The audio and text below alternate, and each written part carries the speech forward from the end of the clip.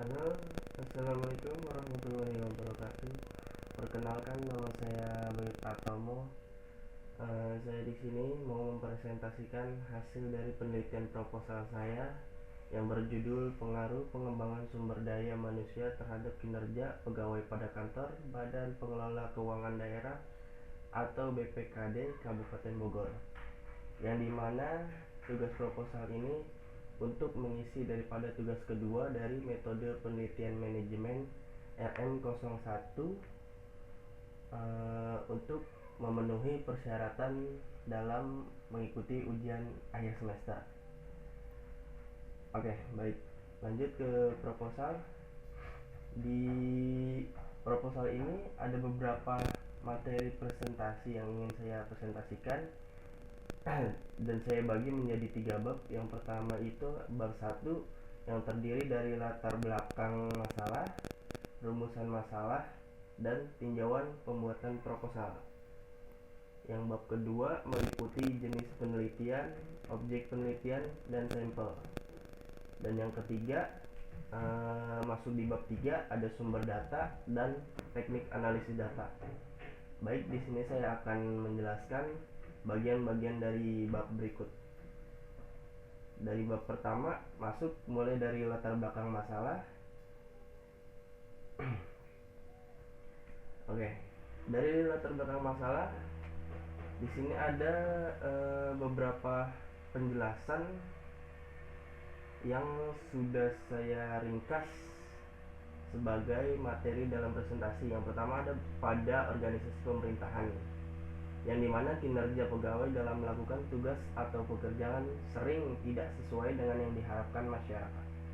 Mereka sering melakukan kesalahan yang tidak seharusnya terjadi, misalnya sering tidak masuk kerja dan tidak sungguh-sungguh mematuhi peraturan jam kerja, yang dimana para pegawai di pemerintahan ini sedikit lebih banyak melanggar peraturan-peraturan yang telah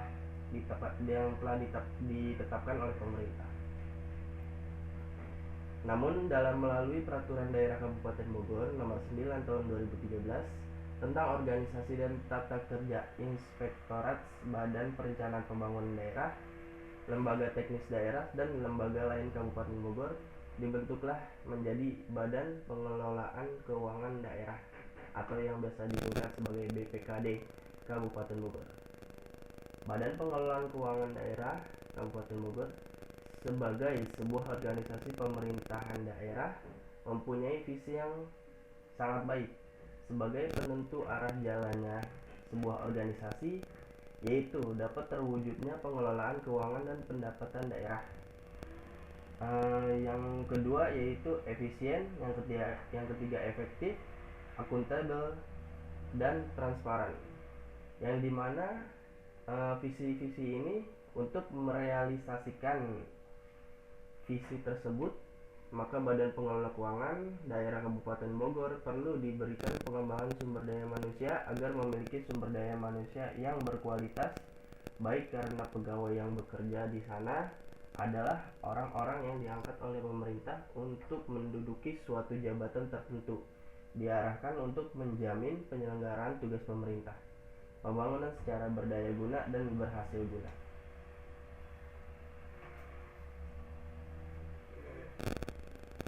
Yang kedua, terdapat rumusan masalah.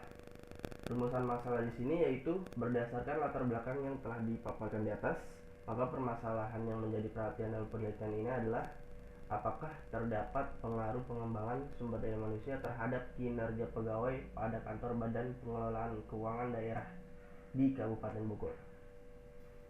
Yang ketiga yaitu tujuan pembuatan proposal. Adapun tujuan pembuatan proposal yang dilakukan adalah 1. Untuk mengetahui pengaruh pengembangan sumber daya manusia terhadap kinerja pegawai pada kantor Badan Usaha Pengelolaan Keuangan Daerah atau BPKD Kabupaten Bogor. Yang kedua, untuk mengetahui apakah terdapat hubungan yang positif dan signifikan antara pengembangan sumber daya manusia dengan kinerja pegawai di kantor Badan Pengelolaan Keuangan Daerah atau BPKD Kabupaten Bogor. Selanjutnya masuk kepada bab 2. Bab 2 yaitu adanya jenis penelitian. Jenis penelitian yang digunakan oleh saya yaitu penelitian explanatory, yakni penelitian yang bertujuan untuk menganalisis pengaruh antara satu variabel dengan variabel lainnya dengan menggunakan pendekatan kuantitatif. Penelitian explanatory menurut Sugiono tahun 2012 di halaman 21 merupakan penelitian yang bermaksud menjelaskan kedudukan variabel-variabel yang diteliti serta hubungan antara satu variabel dengan yang lain. Ungkap lebih lanjut dari Pak Sugiono di tahun 2014 halaman 8 menjelaskan metode kuantitatif adalah metode penelitian yang berdasarkan pada filsafat positifisme, digunakan untuk meneliti pada populasi suatu sampel tertentu. Teknik pengambilan sampel pada umumnya yaitu random. Pengumpulan data menggunakan instrumen penelitian. Analisis data bersifat kuantitatif atau statistik dengan tujuan menguji hipotesis yang telah ditetapkan. Selanjutnya ada objek penelitian. Objek penelitian saya yaitu di kantor Badan Pengelolaan Keuangan Daerah Kabupaten Bogor. Selanjutnya ada sampel. Sampel di sini yaitu penentuan sampling. Dalam penelitian ini adalah probability sampling dengan menggunakan teknik proportionate stratified random sampling. Karena populasi dalam penulisan ini mempunyai 31 anggota atau unsur yang tidak homogen dan berstrata secara proporsional. Menurut Sujarweni di tahun 2014 di halaman 66, untuk menentukan sampel dapat menggunakan cara Slovin dan tabel Isaac-Michael.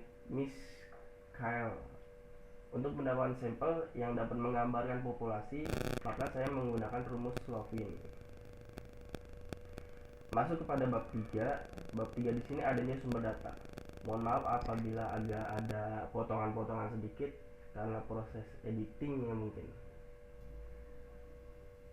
Dari sumber data ini, yang pertama saya menggunakan data primer, yaitu data yang diperoleh secara langsung dari responden di lapangan. Yang kedua yaitu data sekunder, yaitu data pendukung bagi data primer yang diperoleh dari bahan-bahan literatur, seperti dokumen-dokumen serta laporan-laporan yang berhubungan dengan pembahasan penelitian ini. Yang ketiga adanya teknik analisis data. Teknik analisis data yang digunakan dalam penelitian ini yaitu teknik kuantitatif yang sudah dijabarkan sebelumnya, yakni untuk menguji pengaruh variabel bebas dan variabel terikat. Adapun metode statistik yang digunakan adalah satu, yaitu adanya uji validitas. Uji validitas digunakan untuk mengetahui tingkat keabsahan atau validitas pernyataan dalam kuesioner. Pengujian akan dilakukan dengan analisis metode korelasi menggunakan software SPSS versi 20.0 for Windows.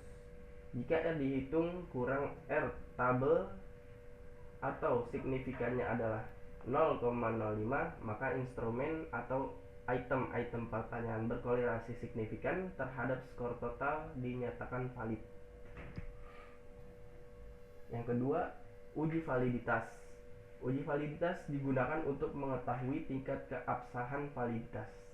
Pernyataan dalam kuesioner pengujian akan dilakukan dengan analisis metode korelasi menggunakan software SPSS versi 20.0 for Windows. Sama seperti uji validitas sebelumnya dan tetap sama dinyatakan valid. Yang ketiga yaitu uji reliabilitas. Uji reliabilitas digunakan untuk mengetahui tingkat kehandalan kuesioner atau sejauh mana hasil pengukuran tetap konsisten.